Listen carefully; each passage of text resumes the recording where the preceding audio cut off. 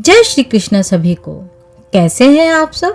अगर आप भी श्री कृष्ण के भक्त हैं तो जल्दी से कमेंट में जय श्री कृष्ण लिख दीजिए। भगवान श्री कृष्ण आपकी सारी मनोकामनाएं पूरी करें और आपको धन धान्य से पूर्ण करें। और आज मैं आपको सुनाने जा रही हूँ श्री कृष्ण और गोवर्धन पर्वत की कहानी।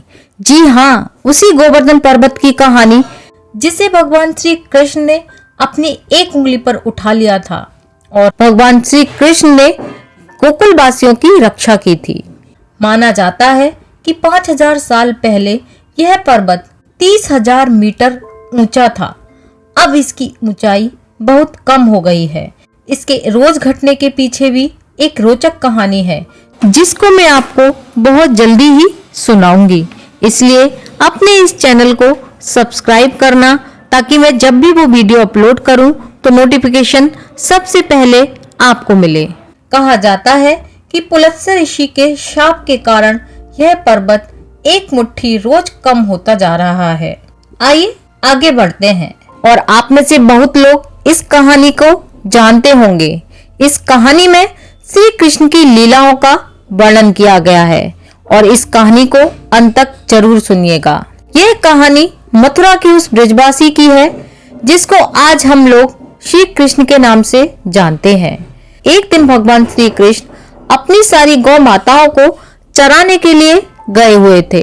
जब भगवान श्री कृष्ण अपनी सारी गौ माताओं को चराकर वापस आए तो उन्होंने देखा कि उनके पिता नंद बाबा जी और गोकुल के सभी ब्रजवासी बहुत ही जोर शोर से किसी पूजा की तैयारी करने में लगे हुए थे। बहुत सारे स्वादिष्ट व्यंजन, बहुत सारी तरह तरह की मिठाइयाँ चारों तरफ बनाई जा रही थीं, जिसको देखकर भगवान श्री कृष्ण ने अपने पिताजी से कहा कि हे बाबा, यह आप लोग क्या कर रहे हैं? भगवान श्री कृष्ण की बात सुनकर नंद बाबा ने कहा कि हम लोग अपने भगवान इंद्रदेव की पूजा की तैयारी कर रहे हैं, जो हम लोगों को वर्षा प्रदान करते हैं, जिस कारण हम सभी लोग हर साल इंद्रदेव की पूजा करते हैं। तब भगवान श्री कृष्ण ने अपने पिताजी नंद बाबा से कहा कि बाबा, वह तो बादल का काम है। हम लोगों को तो भगवान इंद्र की पूजा की जगह गोवर्धन पर्वत और गौ माता और बाकी जानवरों की पूजा करनी चाहिए। गौ माता से हम लोगों को दूध प्राप्त होता है, गोवर्धन पर्वत हम लोगों को छांव प्रदान करते हैं। गोवर्धन पर्वत और बाकी जानवरों की पूजा करनी चाहिए क्योंकि यही सारी चीज मान सम्मान के योग्य हैं। भगवान श्री कृष्ण की बात सुनकर नंद बाबा ने कहा, बेटा तुम बिल्कुल ठीक कह रहे हो। और सभी गोकुलवासी भी भगवान श्री कृष्ण की बात से सहमत हो गए। लेकिन तब उन्होंने भगवान श्री कृष्ण से कहा, हम सब ने जो इतनी सारी मिठाइयाँ और स्वादिष्ट भोजन बनाए हैं उनका अब क्या होगा? यह तो पूरी तरीके से बर्बाद हो जाएंगे। गोवर्धन पर्वत इतना सारा भोजन नहीं खा पाएगा क्योंकि वह तो सिर्फ पर्वत है। तो भगवान श्री कृष्ण ने कहा कि आप सभी लोग गोवर्धन पर्वत के पास चलिए और उनको प्रेम से भोजन ग्रहण करने के लिए आग्रह करना। प्रेम से कही हुई बातें हर कोई मान लेता है। जिसके बाद सभी गोकुल के निवासी और नंद बाबा सभी गोवर्धन पर्वत के पास पहुंच गए और वहां पहुंचकर उन्होंने गोवर्धन पर्वत का आह्वान किया और उनकी पूजा करना प्रारंभ कर दिया। इसके बाद थोड़ी ही देर में भगवान गोवर्धन प्रकट हो गए और फिर सभी गोकुल वासियों ने भगवान गोवर्धन जी को सारा बनाया हुआ स्वादिष्ट भोजन और मिठाइयां ग्रहण करने के लिए कहा। जिसके बाद गोवर्धन जी ने सभी स्वादिष्ट व्यंजन को खा लिया। उसके बाद सभी गोकुलवासी और नंद बाबा भगवान इंद्र की पूजा करना बंद कर दिए। यह देखकर भगवान इंद्र को बहुत ही क्रोध आया और कहने लगे कि उस कृष्ण की बात मानकर तुम सभी लोग मेरा अपमान कर रहे हो। इन गोकुलवासियों की इतनी हिम्मत जो मेरी पूजा छोड़कर इस गोवर्धन पर्वत की पूजा कर रहे हैं। जिसके बाद भगवान इंद्र ने बदला लेने के लिए मेघों का आह्वान किया और उनसे कहा कि इन गोकुल वासियों ने मेरा अपमान किया है और तुम जाओ इन गोकुल वासियों पर इतनी वर्षा करो कि पूरी गोकुल नगरी पानी में डूब जाए। तब मैं देखता हूँ यह लोग किसके पास जाते हैं और कैसे मेरे क्रोध को सहन करते हैं। भगवान इंद्र की आज्ञा का पालन करते हुए मेघों ने बारिश करना प्रारंभ कर दिया और देखते ही देखते बारिश ने अपना विकराल रूप धारण कर लिया, जिससे पूरे गोकुल में चारों तरफ त्राही त्राही मचने लगी और सभी लोग इधर उधर भागकर अपनी जान बचाने के लिए तुरंत भगवान श्री कृष्ण के पास पहुंचे और बोले, तुमने कहा था कि गोवर्धन पर्वत की पूजा करो, भगवान इंद्र की नहीं। अब देखो भगवान इंद्र हमसे क्रोधित हो गए हैं और वह अब हमसे बदला ले रहे हैं। अब हम लोगों को उनके क्रोध से कोई नहीं बचा सकता।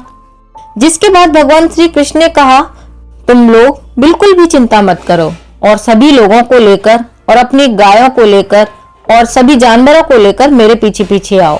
फिर भगवान श्री कृष्ण सभी लोगों को लेकर उस गोवर्धन पर्वत के पास जाते हैं और उनको अपने बाएं हाथ की सबसे छोटी उंगली पर उठा लेते हैं और कहते हैं, सभी लोग इस पर्वत के नीचे आ जाओ। जिसके बाद सभी गोकुलवासी गोवर्धन पर्वत के नीचे आ जाते हैं और देखते ही देखते 2-3 दिन गुजर जाते हैं, लेकिन भगवान इंद्र का गुस्सा शांत नहीं होता और बारिश और विकराल रूप धारण कर लेती है। लेकिन इधर भगवान श्री कृष्ण को गोवर्धन पर्वत बाएं हाथ की सबसे छोटी उंगली पे उठाए हुए 3 दिन हो जाते हैं, जिसको देखकर भगवान श्री कृष्ण की माँ यशोदा गोकुलवासियों से कहती हैं कि मेरे लल्ला ने पिछले 3 दिनों से इस गोवर्धन पर्वत को अपने हाथ में उठाया हुआ है, मेरा बेटा थक गया होगा, अब तुम लोग भी इसकी मदद करो। इसके बाद सभी गोकुलवासी अपनी अपनी लाठी गोवर्धन पर्वत से टिका देते हैं और कहते हैं, देखो कृष्ण, हम तुम्हारी मदद कर रहे हैं। अब तुम ये मत कहना कि हम लोगों ने तुम्हारी मदद नहीं की, लेकिन तुम हमको यह बताओ कि तुमने इस गोवर्धन पर्वत को अपनी उंगली पर उठा कैसे लिया है। जिसको सुनकर भगवान श्री कृष्ण मुस्कुराते हैं और कहते हैं, यह तो मेरे माखन खाने का नतीजा है जिससे मुझे इतनी ताकत मिलती है। यह सुनकर सभी गोकुलवासी भी मुस्कुराने लगते हैं। इधर इंद्रदेव अपनी पूरी कोशिश कर लेते हैं, लेकिन भगवान श्री कृष्ण और गोकुलवासियों को कोई हानि नहीं पहुंचा पाते। जिसके बाद उनको यह समझ में आ जाता है कि कृष्ण कोई साधारण बालक नहीं है और वह तुरंत भगवान श्री कृष्ण की शरण में आ जाते हैं और माफी मांगने लगते हैं। भगवान श्री कृष्ण इंद्रदेव को माफ कर देते हैं और कहते हैं कि आज के बाद तुम कभी भी गोकुलवासियों को परेशान नहीं करोगे। इसके बाद इंद्रदेव वहां से चले जाते हैं। बारिश के बंद होने के बाद भगवान श्री कृष्ण सभी को गोवर्धन पर्वत से बाहर निकालकर पर्वत को वापस अपनी जगह पर रख देते हैं और गोकुल वापस लौट जाते हैं। लेकिन जब गोकुल पहुंचकर सभी गोकुलवासी गोकुल की तरफ देखते हैं तो वे बहुत आश्चर्यचकित हो जाते हैं और भगवान श्री कृष्ण से कहते हैं कि इंद्र ने तो इतनी वर्षा की थी, लेकिन यहाँ पर तो पानी की एक बूंद भी नजर नहीं आ रही है, यह कैसे हो गया। तब भगवान कृष्ण मुस्कुराकर सभी गोकुलवासियों से कहते हैं कि तुमने गोवर्धन पर्वत को स्वादिष्ट पकवान खिलाए थे, तुमने उन्हें पानी नहीं पिलाया था। इसके बाद सभी गोकुलवासी कहते हैं, नहीं, अरे नहीं, हम लोग तो भूल ही गए थे।